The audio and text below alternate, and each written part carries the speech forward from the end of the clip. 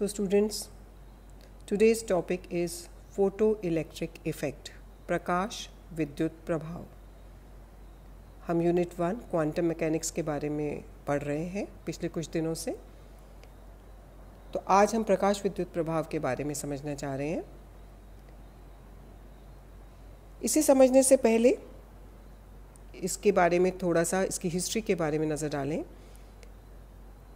तो 1887 में हर्ट्ज ने पाया कि जब धातु की प्लेट पर निम्न तरंगदैर्ध्य के प्रकाश विकिरण विजिबल या अल्ट्रावायलेट गिरते हैं तो धातु से इलेक्ट्रॉन उत्सर्जित होने लगते हैं। फिर 1900 में लेनॉर्ड और थॉमसन ने भी अपने प्रयोगों के द्वारा यह सिद्ध किया कि धातु की प्लेट पर जब विशिष्ट तरंगदैर्ध्य का प्रकाश डाला जाता है तो उसमें से इलेक्ट्रॉन उत्सर्जित होते हैं। जैसा कि डायग्राम में बताया गया है, incident light when a beam of light with frequency equal to और greater than a particular value is allowed to strike the surface of a metal, electrons are ejected instantaneously.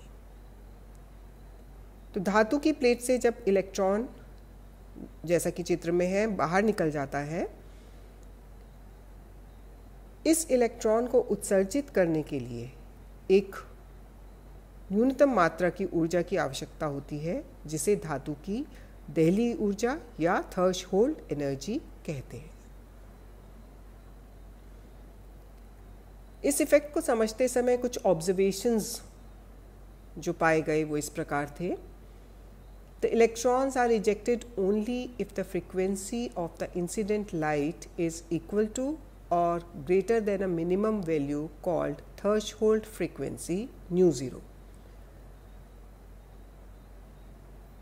New zero वह न्यूनतम आवृत्ति है जिससे कम आवृत्ति के photon द्वारा electron उत्सर्जित नहीं हो सकता। इसे हम दहली आवृत्ति कहते हैं। सेकेंड ऑब्जर्वेशन था कि ये प्रोसेस इंस्टेंटेनियस है, यानी धातु की सतह पर जैसे ही प्रकाश पड़ता है तुरंत इलेक्ट्रॉन उत्सर्जित हो जाते हैं, यानी प्रकाश विद्युत प्रभाव तात्क्षणिक होता है, किसी भी प्रकार की ऊर्जा का कोई संचयन नहीं होता। थर्ड ऑब्जर्वेशन काइनेटिक एनर्जी के बारे में था कि उत्सर्जित इलेक्ट्रॉन की गतिज ऊर्जा आपतित प्रकाश की आवृत्ति के समानुपाती या तरंगदैर्ध्य की व्युत्क्रमानुपाती होती है।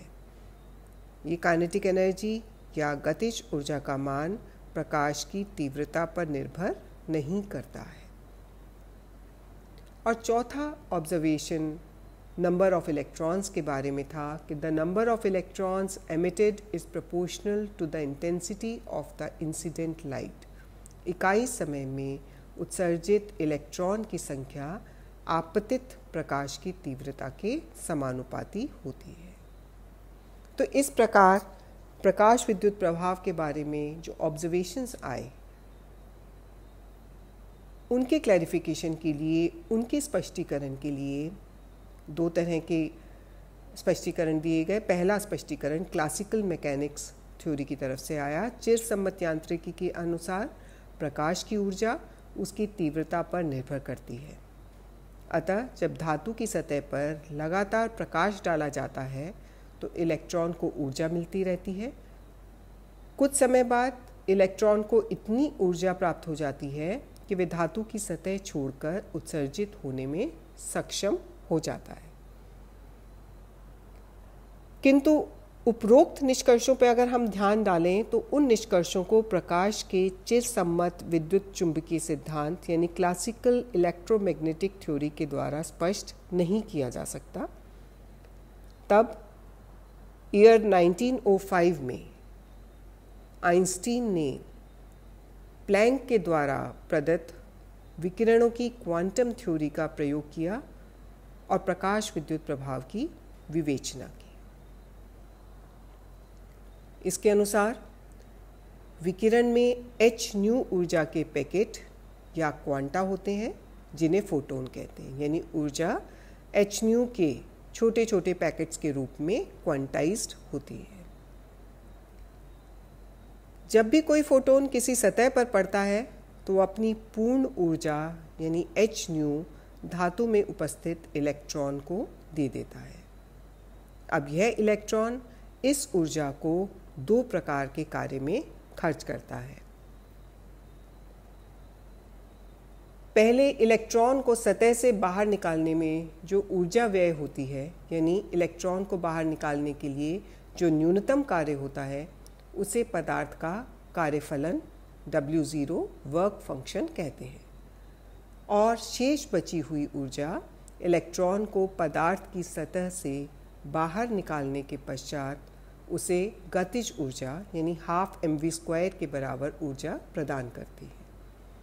तो हम कह सकते हैं कि h न्यू यानी क्वांटा की टोटल ऊर्जा दो तरह के काम में आई, कार्यफलन W0 plus kinetic energy ½ mv²।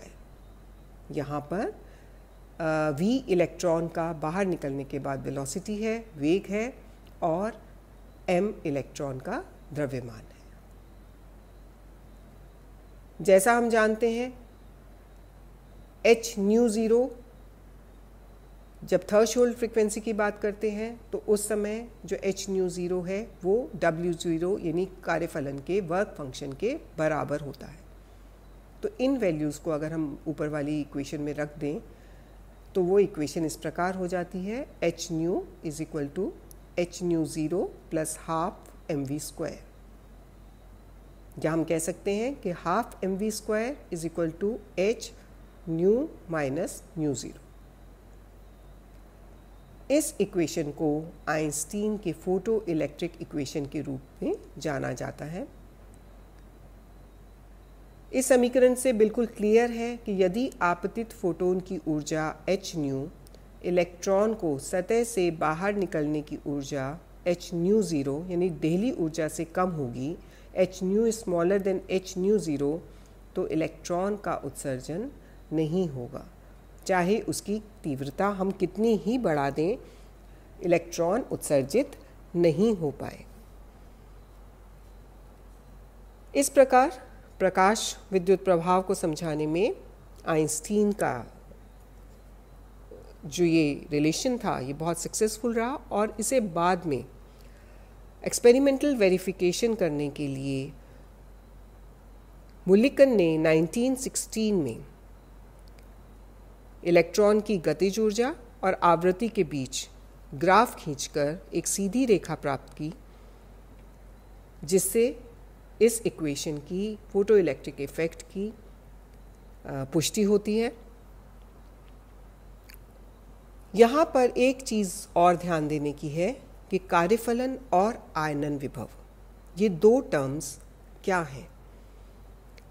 जैसा भी हमने पढ़ा कि किसी धातु की सतह से इलेक्ट्रॉन को हटाने में जो न्यूनतम ऊर्जा देनी होती है उसे हम कार्यफलन कहते हैं, जबकि किसी आइसोलेटेड किसी विलगित परमाणु से इलेक्ट्रॉन को हटाने में जो ऊर्जा देनी पड़ती है उसे आयनन विभव कहते हैं।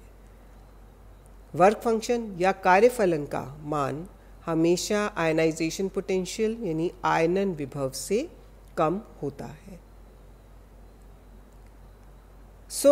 इस प्रभाव के द्वारा इलेक्ट्रॉन की कणीय प्रकृति और उससे संबंधित ऊर्जा के क्वांटीकृत होने की क्वांटाइज्ड होने की पुनः पुष्टि होती है।